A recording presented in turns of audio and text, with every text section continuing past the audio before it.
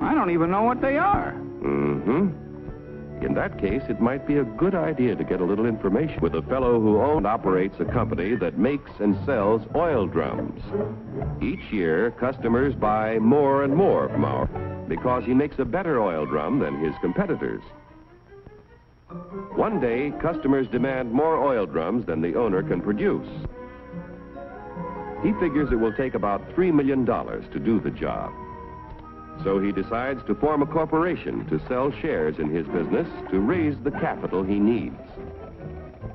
First, the owner goes to the state government to get a corporation charter and permit to sell shares in this business.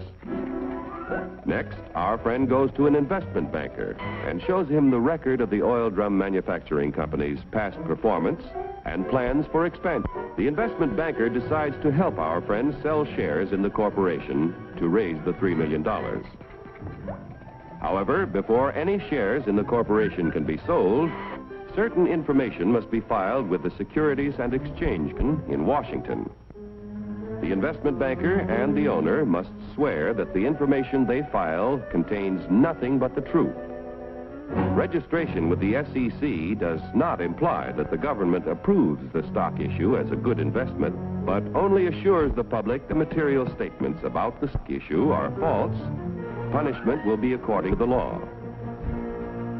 After SEC registration is effective, the investment banker pays the owner $3 million in exchange for a certain number of shares in the Oil Drum Manufacturing Corporation.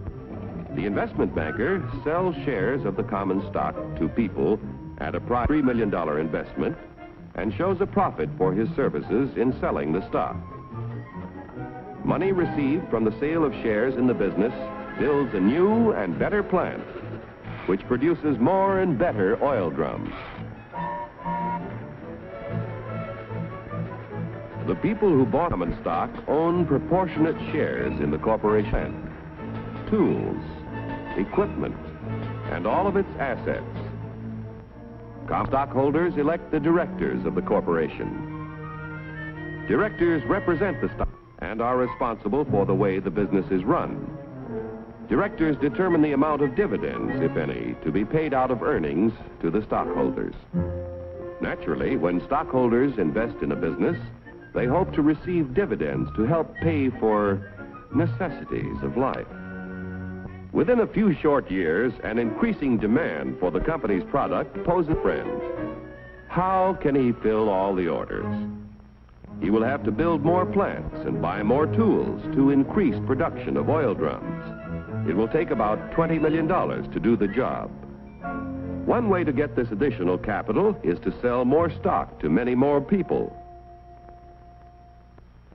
So the Oil Drum Manufacturing Corporation votes to send its president to the New York Stock Exchange to see if their common stock can qualify for listing. The corporation wants to list its securities on the exchange so that the additional stock they need to sell will be more attractive to investors all over the nation. Securities listed on the New York Stock Exchange can be sold for cash any time in this national marketplace. Each year, inquire about listing their securities, but only those which can pass a thorough examination as to their financial health are accepted. Calling the president of the Oil Drum Manufacturing Corporation. Calling the president of the Oil Drum Manufacturing Corporation. Report to Examination Room B. Attention all members of the Stock List Department. Report to Examination Room B. The Stock List Department examines the qualifications of corporations to be listed on the New York Stock Exchange. The corporation must have substantial assets in plants, tools, equipment, and cash. There must be a broad distribution of its shares among a large number of stockholders.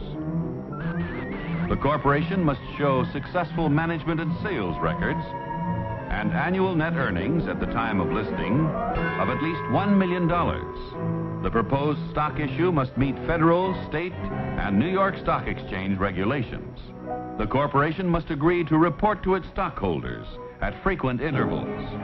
If the examination by the Stock List Department indicates the corporation meets minimum requirements of the exchange at the time of the examination, the corporation's application for listing is recommended. The Board of Governors of the New York Stock Exchange finally approves the application and sees that it is made public. Extra, extra, read all about it. Now that the Oil Drum Manufacturing Corporation stock is listed, its name is abbreviated for use on the ticker tape. Each time ODM stock or any other stock listed on the exchange is bought or sold, the ticker tape flashes all over the nation the price and number of shares traded. A buyer in Colorado wants to purchase some ODM stock. The buyer's broker in Colorado sees that the last ODM transaction was at $10 a share. The buyer could buy from 1 to 99 shares, which would be known as an odd lot. But a Colorado friend decides to invest in 100 shares, known as a round lot. The Colorado broker wires the order to his New York office. The buy order is telephoned to the floor of the New York Stock Exchange. It is given to the firm's floor partner, who becomes the representative of the buyer in Colorado. The floor partner goes to the post where ODM stock is traded. The representative of the buyer in Colorado bids $10 a share for 100 shares. But at the moment, there is no stock offered for sale at this price. In the meantime, however, in Maine, an ODM stockholder who needs cash decides to sell his 100 shares if he gets $10 a share. The Maine broker wires the sell order to his firm's representative on the floor of the New York Stock Exchange. This firm's floor partner, representing the seller in Maine, offers to sell 100 shares of ODM stock at $10 a share.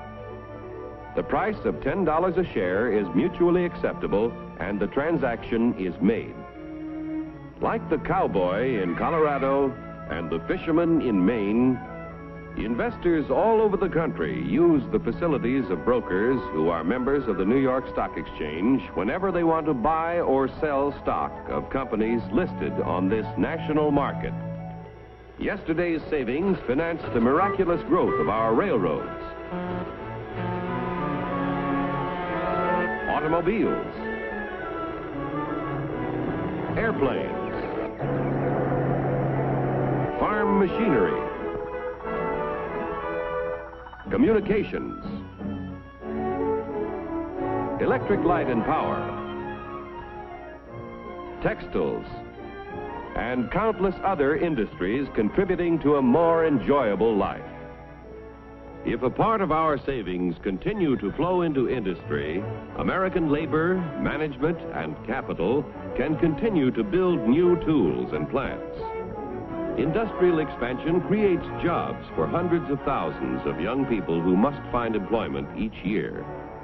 A growing capacity to produce things which make life better in peacetime can be our greatest protection in time of war. When danger threatens, we can convert industry to produce the things we need to defend ourselves. Common stock investments have helped to make our country prosperous and powerful. Owning a share in American industry is like owning a share in the future of our nation. But remember, John Q., there is a risk as well as an advantage in owning any kind of property. So get the facts before you put your money to work.